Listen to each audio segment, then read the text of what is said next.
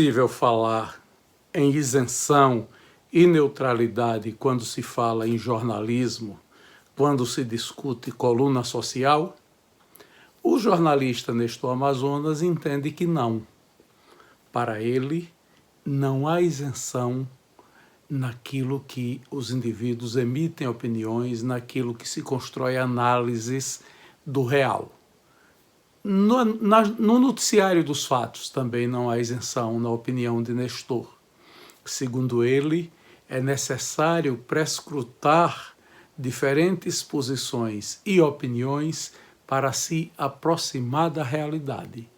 É esta a posição que ele defende neste seu novo vídeo de memórias, onde discute jornalismo e coluna social. Vamos ouvi-lo. Na Rádio Liberdade, eu era o editor, o redator, só não era locutor, de um programa jornalístico que tinha às 7 horas da manhã na Rádio Liberdade, e eu tive a honra do meu programa ser precedido por uma senhora que dizia: vamos acordar sorrindo, batendo panela. Né? Não sei se você sabe quem é.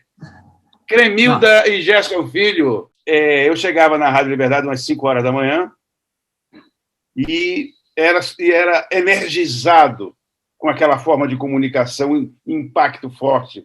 Né? Vocês não têm ideia do que era aquela dupla no rádio às 5 horas da manhã. Parecia que eles estavam saindo de um forró e continuavam. E essa foi a minha experiência. Era um Informe Liberdade, era um Gillette Press. Claro, era feito tudo das notícias que tinham acontecido no dia anterior. Eu me aproveitava da deficiência do processo industrial da notícia em Sergipe, naquele momento que, depois das 18 horas, ninguém sabia mais nada do que acontecia na cidade. Né? Os jornais já estavam impressos, já estavam formatados, nas suas... Não vou dizer que era ainda com letrinhas de chumbo, mas era parecido, e eu ficava tentando atualizar. Então, quando eu redigia, eu tentava fugir dos jornais escritos, porque os jornais tinham sido feitos 12 horas antes, né? Eram notícias velhas, eram notícias de 12 horas. Quer dizer, interessantes, mas defasadas. Era um locutor de plantão. A Rádio Liberdade, na fase que eu estava lá, era administrada pelo irmão de Ayrton. É um rapaz assim. Então, ele pegou de mão beijada do pai, a Rádio Liberdade, e foi tocando. Eu tenho a honra de, quando eu saí da Rádio Liberdade, a Rádio Liberdade não tinha como pagar a minha indenização. Meu direito trabalhista. E a Ayrton me chamou e disse: foi meu pai que tinha falado com ele para eu trabalhar lá. Ele disse: não vai sacanear com a gente, né? Não vai botar a gente no pau. Eu digo: sim, mas como é que vocês podem me pagar? Não tem dinheiro. Na época, ele está falando, desde que a revista Veja foi lançada, até essa época que eu estava lá, que era 74, ela tinha uma política de mandar para veículos de comunicação toda a edição. Então, estava acumulado, num canto da Rádio Liberdade, a coleção inteira da Veja, do primeiro número até aquela data. E eu digo: eu quero aquilo ali. Eu vou jogar no lixo, eu digo: eu quero aquilo ali. Então, durante algum tempo, depois eu tive que me desfazer, que era Então, você tinha 4 anos, você tinha 50 edições por ano, tinha ali quase 8 anos, 10 anos, tinha umas 500 revistas. Hoje, quando você pensa assim, como é que você coleciona 500 revistas, né? E eu peguei de indenização isso. Então, eu levei para casa, sob protestos da administradora da casa, mas aí que começa a minha visão do todo, entendeu? Eu tinha tempo de folhear, escolher o que era, via o que era uma programação de conteúdos, né? Como você só tinha aquele canal de comunicação, que era a revista, você precisava ter segmentos, era cultura, esporte, arte, economia, informática, e aí começa a minha história. E a edição 1, a edição histórica, eu tinha coleção da Realidade. Hoje tem uma revista chamada Piauí, que eu coleciono. Nunca trabalhei em jornal. O jornal... Como eu fui filho da televisão, da velocidade da televisão, o jornal sempre me constrangeu por ser algo num compasso industrial muito largo, entendeu? Então, como eu não tinha, de novo, sem teorizar sobre funções, como eu não tinha a profundidade de um Luiz Eduardo Costa, de um Teotônio Neto, capaz de escrever um artigo de fundo, eu fui para onde eu tinha velocidade, né? Eu fui me adaptando. Mas jornal eu nunca trabalhei, não. Primeiro, em 75,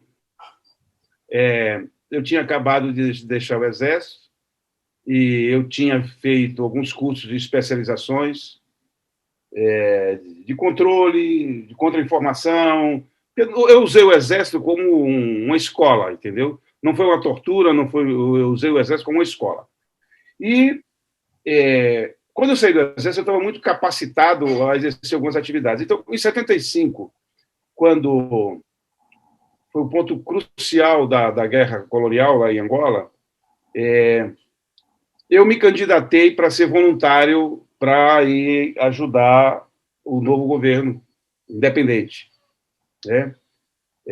Não sei se você está atualizado com isso, mas os grandes heróis em Angola são os cubanos, porque os guerrilheiros que ficou dividido, né? Você tinha o MPLA, que era ligado ao leste europeu, ao socialista, e tinha o Savimbi com a UNITA, que era ligado aos americanos e sul-africanos. Então, eu me engajei com o lado socialista, então eu me ofereci. Quando a UNITA atacou Luanda, cercou Luanda, faltou 1 milímetro para a Angola virar um país de extrema-direita, racista, inclusive, que era apoiado pelo regime do de Klerk, lá da África do Sul. Os cubanos atenderam a um pedido da Aliança de Esquerda Mundial, chegou a Luanda por mar. Eles só conseguiram ir para Luanda, então eles desembarcaram nas praias de Luanda, já a capital estava cercada já, e foram os cubanos que foram empurrando os guerrilheiros da UNITA, liderado pelo Jonas Savimbi, para fora. Ou seja, os angolanos têm uma gratidão eterna aos cubanos, foram eles que permitiram a reviravolta e a consequente vitória. E eu, como naquela idade todo mundo quem não era não tinha coração, né? Não vou chamar de comunista, porque comunista requer um certo preparo intelectual, mas eu era um aliado das questões socialistas e me voluntariei. Para ir como voluntário, sem ganhar nada mesmo. Numa linguagem da época, eu seria um mercenário com causa, né? Passa o tempo, em 92, isso de 75 para 92, eu me apercebi dessa ironia. Eu estava voltando a Angola para fazer exatamente o que eu tinha me proposto em 75, só que com a diferença que eu estava ganhando bem para caramba e em dólar. Eu fui recusado. Não sei o que aconteceu. Eu mantive meus contatos e informei, olha, sou voluntário, tenho formação militar de treinamento tais e tais e tais situações, guerrilha urbana, evacuação em espaço, enfim, e quero ir para lá.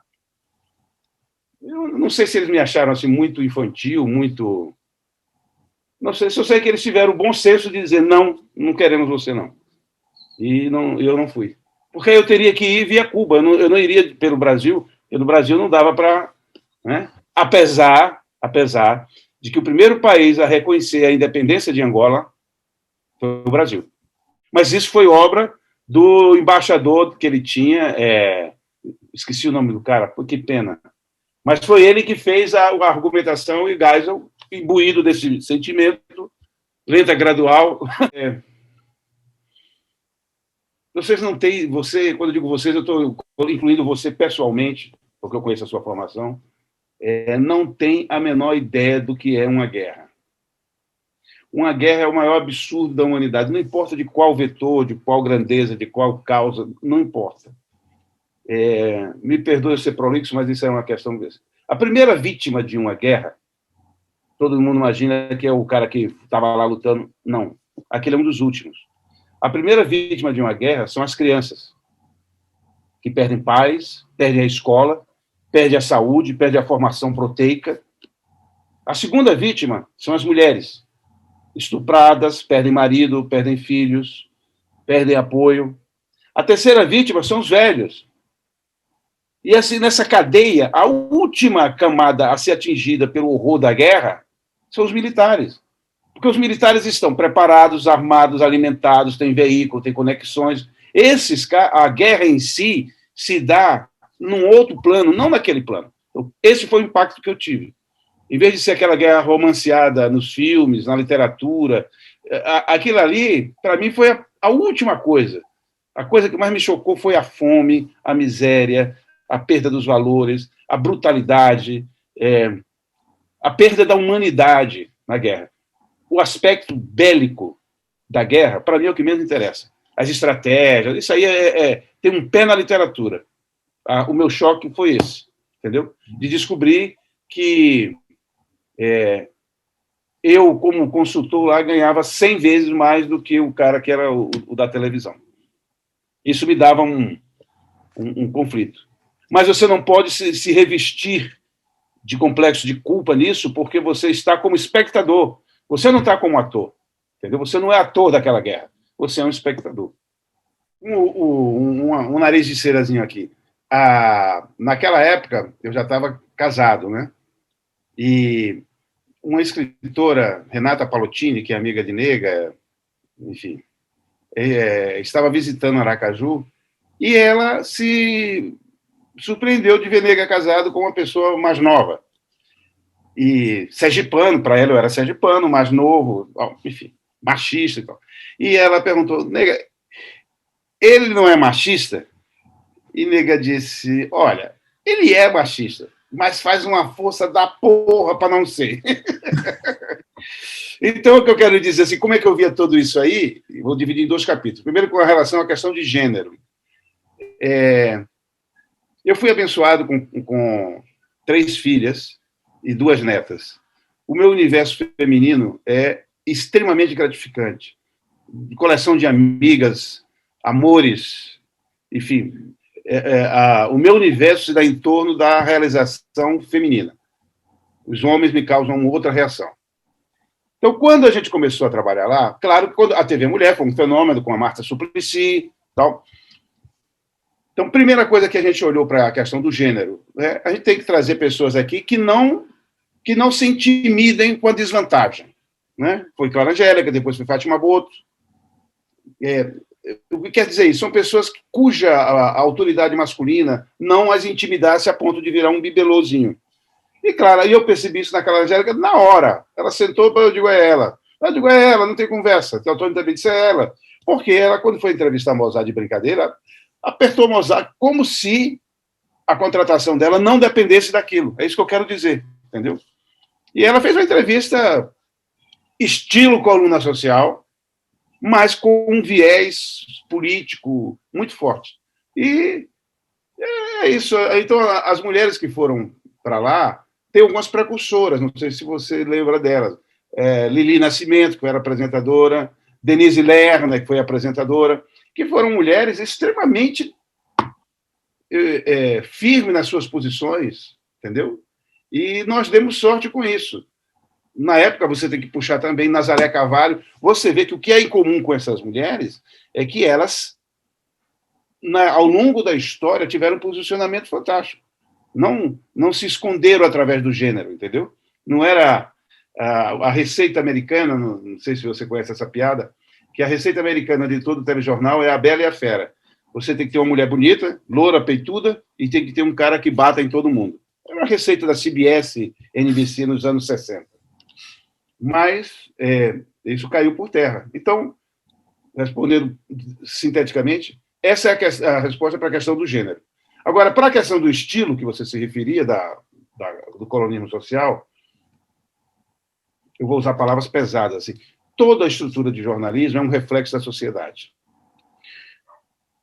Qualquer problema. Se você não for assim, você não obtém sucesso. Então, você precisa ter uma porta para a leveza, o fútil, o leve. E a gente precisava, de alguma maneira, não só falar de morte, assassinato, denúncia, realizações de governo. Então, o TV Mulher nosso, ele teve um viés de colonismo social que, como você observou bem, mas eu chamo ele é uma espécie de uma paginação da leveza da sociedade, entendeu? Era o artista, como isso foi dado também no Bom Dia Bahia, ou Bom Dia Bahia, desculpa, fui traído, Bom Dia Sergipe, porque o Bom Dia Sergipe, lá vai eu dando uma de Luiz Eduardo Oliva, inventando uma história por outra, o Bom Dia Sergipe foi o terceiro Bom Dia do Brasil. O primeiro foi de Brasília, o segundo foi da Bahia, o terceiro foi o nosso. E tudo muito concomitante. Então, eu vim para São Paulo, passei uma temporada em São Paulo aprendendo aqui com os grandes mestres, e voltei para Sergipe para implantar o Bom Dia Sergipe. Mas, resumindo, gênero não era uma questão de cota, não era uma questão de simpatia, de empatia, era questão de competência. As mulheres foram para lá, tinham capacidade de se posicionar perante qualquer situação.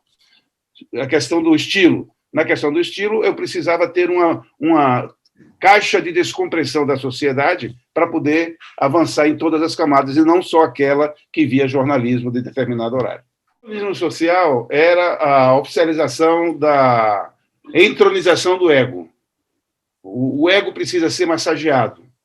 Então, o colonismo social ele surge como uma leveza para poder dizer a roupa de a origem, né? Eu estou falando, pegando lá do Ibrahim Suede até a Mônica Bergamo hoje, sei lá, se eu quero chamar ela de colonismo, né? Mas é o seguinte, o naipe de assuntos que você tem para despertar a atenção, ou ele é focado numa coisa só, como são hoje os canais de notícia, como são os canais de filmes, ou você precisa criar uma paginação, como é o Fantástico, como é a revista Veja, Isto É, ela tem que ter um naipe. Na televisão, na época não tinha ainda, eu estou falando de colonismo social na televisão, tá? Você não tinha ainda a facilidade do on-demand, do cara ver quando podia, então tinha que ser empacotado de forma tal. Um exemplo clássico disso, na Bahia, isso aconteceu na Bahia. Um dia eu estava lá depois do Bom Dia Bahia, eu passei a ser o editor político, né? E chegou um pedido do governador que um amigo dele, patrocinador da casa e tal, tinha pedido que a festa de 15 anos da filha fosse notícia no jornal. Aí, veja bem, você tem o Aratu Notícias, que era um principal jornal da casa, que tratava de assuntos, que dava o tom político, econômico, social do Estado, e aí eu tinha que interromper o jornal para dizer: a filha do senhor Francisco Mendonça, lá do pai Mendonça, fez 15 anos. A festa, aí entrava a festa, ela dançando com o pai, vererê. Concorda que isso é um chute no saco de um jornalista respeitado, né? Então, entre a ordem que veio, para fazer o aniversário de 15 anos da filha e para botar dentro. Aí eu sugeri ainda algumas vaselinas. Não, faz o seguinte: a gente termina o jornal, bota a reportagem especial e bota a matéria. Não. Eu quero dentro do jornal a festa de 15 anos do meu amigo, da filha do meu amigo. Tá bom. Ok. E aí eu montei uma estratégia de fazer uma matéria sobre mudanças de comportamento. Aí eu fiz era um sábado, e aí eu fiz uma matéria especial dizendo os comportamentos mudaram muito, né?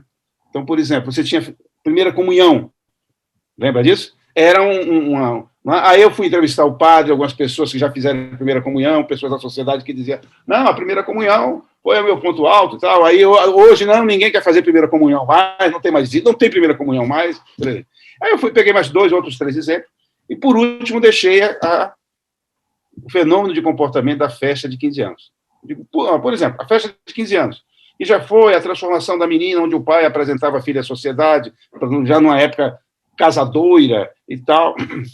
E depois, mas isso não sumiu, não. Por exemplo, nesse sábado vai ser feita a festa da fulaninha, bererê, papapá. Aí o pai entrou falando: não, minha filha, agora é uma moça, e bererê, enfim. E eu cumpri a missão, na linguagem do Zé Amilcar, que era o diretor de jornalismo. Você dourou a pílula, né? Você tinha uma pílula e você... Então, essa é, como eu vejo, a questão do colonismo social, a função dela, qual é o perfil dela e como ela pode ser toreada. Né? Então, quando você tem um espaço... Você não pode fazer essa fórmula mágica que eu inventei, de dourar a pílula, todo dia. Mas se você tiver um programa que tem um vetor social, está resolvida a questão. O cara liga, não, mas é o seguinte, minha mulher está pintando, empurra lá, entendeu? Você não pode desconhecer esse fenômeno sociológico, onde a televisão ela é janela para você ver o mundo, mas a segunda função dela é ser espelho, você quer se ver refletido, né? É que nem o segredo mágico, é que nem você está andando de trem e você vê na janela. Então, você está vendo o que está passando lá fora, mas, ao mesmo tempo, você se vê refletido. Então, se a televisão conseguir repetir essa mágica de mostrar o mundo e, ao mesmo tempo, refletir o de dentro, eu acho que está equacionado. Eu tenho uma terceira opção. O colonismo social é igualzinho ao jornalismo político. Muda a clientela, muda os valores, mas são completamente idênticos. Porque o que é que você pode dizer o seguinte? Se eu devagar, agora me puxa pelo pé, tá?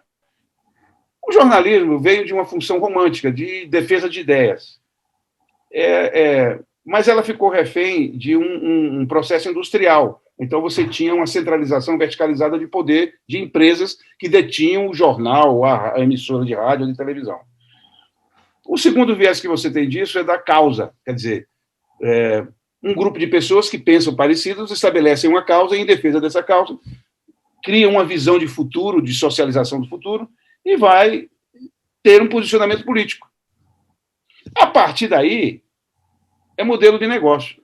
Depois que passou a primeira fase do romântico, a segunda da causa, o jornalismo só existe como modelo de negócio. Então, tanto quanto o colunista social que publica para dar notinha, é o jornalismo jornal de rádio e televisão que abre a sua área comercial para poder vender seu espaço. A defesa de que, mas é diferente, porque lá eu estou falando a verdade, lá no outro aqui eu estou elogiando. É a mesma coisa, muda a visão, do ponto de vista. Né? Você sabe a história do... Lá vai Luiz Eduardo Oliva de novo me perseguindo. O elefante e o rei do Sião. O rei do Sião tinha 4 sábios, todos 4 sábios cegos. E ele traz um elefante e diz assim, descreva o elefante. Então, um se abraça com a perna do elefante e fala assim, ele é uma palmeira. Eu estou editando a sonora aqui para ser rápido. O outro diz, não, ele pega na orelha e fala, ele é um grande abanador. Abanador. A orelha do elefante não parece um abanador? O terceiro pega no rabo do elefante e fala, não, ele é um chicote. E o último se abraça com a tromba do elefante e fala, não, ele é uma cobra. Então, ou seja, a composição dos diferentes pontos de vista que retratam aquela realidade. Né? Então, no colonismo que você tem, puxada de saco, a vilania, a proteção de alguns casos, que é exatamente o que acontece com o conselho editorial de qualquer jornal, da Folha de São Paulo ao País. Eles têm uma posição e, em defesa daquela posição, eles dosam a quantidade. Então, o endeusamento do jornalismo como espada social e resolução do mundo precisava ser revista, ainda bem que a tecnologia, depois a gente fala disso, com as redes sociais, estabeleceu um novo patamar de discussão. Eu acho que o colonismo social ele é a válvula de escape